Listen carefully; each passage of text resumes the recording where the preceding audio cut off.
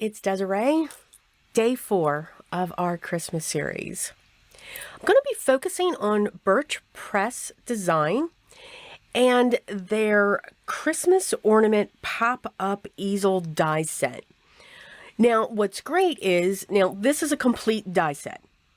And what I mean is, you don't need any other ornaments. But if you should happen to have their other ornament layering sets, they will fit on this as well. So that's pretty cool.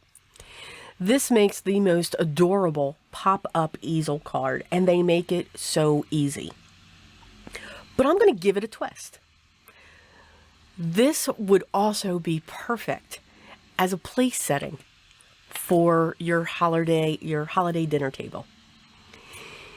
I have all of my pieces die cut. I added my double-sided tape to the base already, and we're just going to layer it up. So I chose a gray card base, and I'm using some teals and aquas for my ornament. I chose an iridescent backdrop behind the embellishments of the ornament. I'm going to prop up the top and the bottom of these sections, and of course I forget to stamp my sentiment along the strip, but we get that done. Okay, just saying. There's always something that I forget. I make things more difficult than what they really are. Once I have my double-sided foam tape here, we will get those pieces in place for the top and the bottom, and they go together really well. So this is great for your scraps, to dive into those and use them up. Those specialty cardstocks, so you can have a lot of fun just decorating this ornament. The sentiment that I chose comes from Penny Black, and it's from their set called Christmas Sentiments, and there are a bunch of sentiments in there. This one just says warmth, joy, and happiness. And I will place that onto an acrylic block, which of course is, always a gamble. I'm going to use my clear ink and stamp that right in the center. Pray I got down onto the cardstock. And then just make sure that the silver embossing powder just goes down that channel there and not over everything else. So this time I really did make sure that my heat gun got warm and heated up so that there was very little warping. And it really does work. When you let your heat gun warm up for a while, like at minimum 25-30 seconds, it really does cause minimum warping. It still warps, but minimal. I'm just very impatient when I craft. I need to keep moving. I cannot stop. I'm going to remove the release paper from all of the double-sided foam squares that I put on my ornament and get that set onto that base. I die cut the ornament topper out of the same iridescent cardstock, and I'm going to place that below the ornament. I want that right down directly onto that base, and I used red glitter cardstock for the bow on top. I think that red is just striking with all of that aqua going on.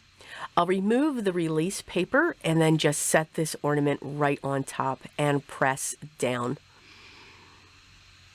And I believe, I could be wrong, but I believe Jennifer McGuire recently used this previously, and she is right. It does stay up on itself. You really don't need, they actually include the stopper for the easel so that when they open it, it'll stand up and it has that little stopper. I'm using that because I'm putting a brad through 2 of the layers, and I have this tag here that I created. It's a skinny tag. And I'm going to punch a hole in that as well. And I'm going to real quick write my name on this. So I'm using just a black felt tip marker that I had sitting by me here. Just putting my name in here, handwriting. I have, it's a lot of layers going on here. And then I'm just going to fill in one side. It gives it that, just an effect to thicken the one side of the letters. And then I'm going to come in with my Emboss It pen. I love this pen. It's the bullet nib, and I'm just adding a little tiny scroll at the base And I'm going to use my silver embossing powder and heat set that. And I do apologize. I seem to be, throwing things on my table, which is making my camera shake. I do that throughout the series. Just say. I was on a roll. And I'm going to go around this, of course, with my vintage photo. And then I'm going to pierce that and then put the base on that as well. So the tag is sandwiched in between that floral base. I pushed down on the brad just a little bit to flatten that out. I'm going to add some double-sided tape just to the flower area. And I'll remove that release paper. And you don't want the brad so tight that your tag won't swivel.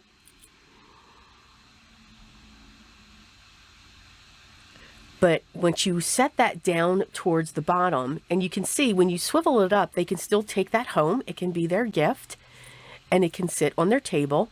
But then for your table setting, you would swing the tag out on the bottom and still have it sitting up. So you kind of get this dual thing. It's a gift, it's a card, and it's a place setting. So again, we can think of different ways that we can use our cards or our tags that we make for the holiday season.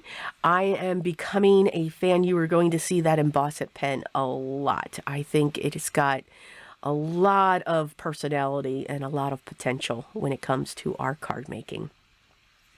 Hope you enjoyed day 4, and I hope to see you at day 5.